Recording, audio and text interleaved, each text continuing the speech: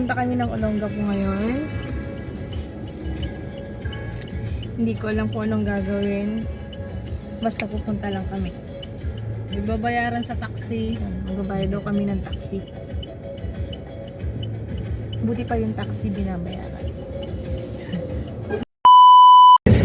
So mamaya ko na lang kaya update ko anong gagawin namin sa Olongapo.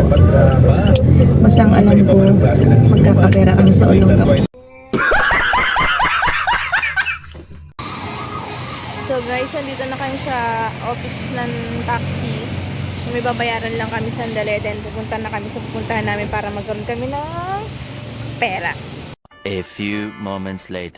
Ayun guys, andito kami sa Palawan. Papakita ko sa inyo kung kami. Yan, Palawan. Sa Palawan kami. Ito yung sagot kung paano kami magkakapera. Oh, patawa-tawa lang yan, pero ang saya niyan. Ulit down. Hi. Oh my God! Ayan guys, tapos na kami pumunta ng Palawan. Pupunta naman kami ngayon sa mall. Siguro mag-grocery kami. Kunti lang yung grocery namin kasi kunti lang naman yung nakuha namin pera. So update ko kayo mamaya. Aras. Ano pa pwede namin gawin sa nakuha namin. Hi! Yun! Nandito na tayo sa grocery. Bili na ako ng ano ko. Bibili naman tayo ngayon ng bigas ni Marlene. Bigas ni mamang kulay black. Kulay black daw ang kailangan niya.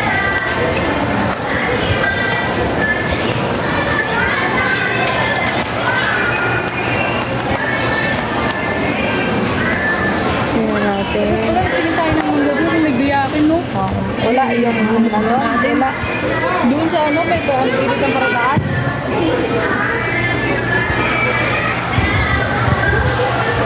So, bibili kami na so, ayun, bumili kami ng Ano magkano to? black rice. So, yun ang kailangan.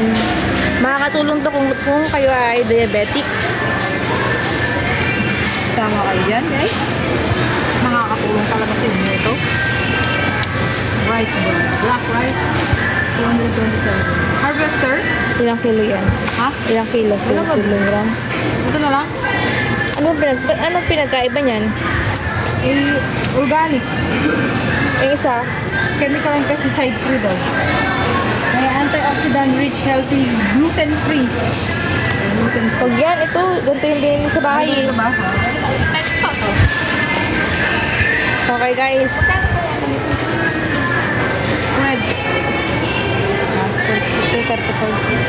So yun lang yung binili namin. Black rice lang.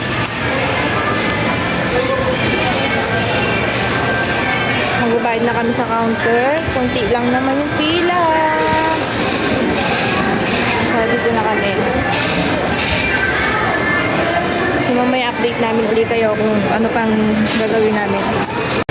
Ayun guys, nandito na tayo sa sasakyan and pauwi na kami. Nakabili na kami ng grocery. Ay, hindi ko pala, no?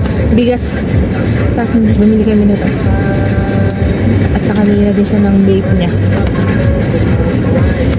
Iba talaga kapag nasa Olongapo, magkakapera tayo dun. So, magkita-kita ulit tayo mamaya. Doon naman sa Walter Mart. Punta kami doon para doon kami mag-grocery. Mamaya ulit. Ayun, hindi na po namin kayo nasama sa aming pag-grocery. But anyway, thank you po sa pagsama sa amin sa Olongapo. Till next time po.